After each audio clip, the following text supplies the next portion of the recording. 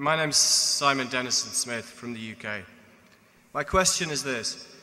If you were starting out today with $1 million, with a vision of building a business with 20% average growth in value over 40 years, what type of investments and investment strategy would you look to make in the first 5 years?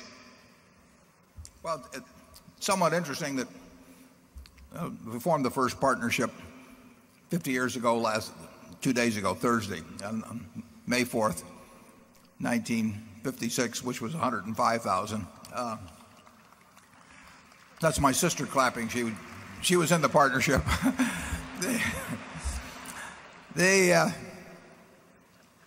would, if Charlie and I were starting all over again and we were in this, Charlie would say we shouldn't be doing this, but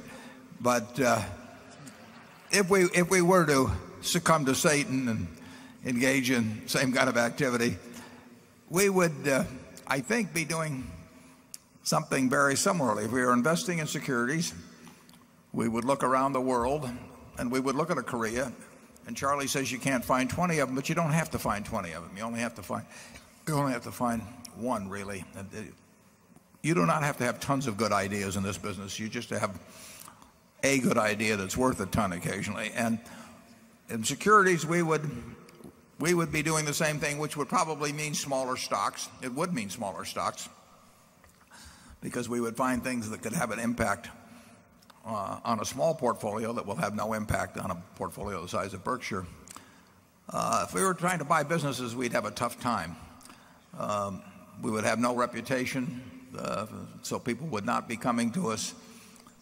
We'd be too small a player if you're talking about $1 million. So we would not have much success, I don't think, with small amounts buying businesses. Charlie started out, in real estate development because it took very, very little capital. And you could magnify brain power and energy, or I should say brain power and energy could magnify small amounts of capital in a huge way that was not true in securities. My natural inclination was to look at securities and just kind of do it one foot in front of the other over time. But the basic principles wouldn't be different. I think if I'd been running a partnership a couple of years ago with a small amount of money, I think I'd have probably been 100% in Korea. And, I would be looking around for something that was very mispriced and that I understood. And every now and then that's going to happen. Charlie? Well, I agree with that.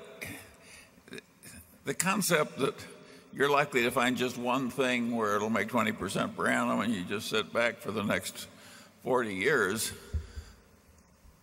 that tends to be dreamland. And in the real world, you have to find something that you can understand that's the best you have available. And once you found the best thing, then you measure everything against that because it's your opportunity cost. That's the way small sums of money should be invested.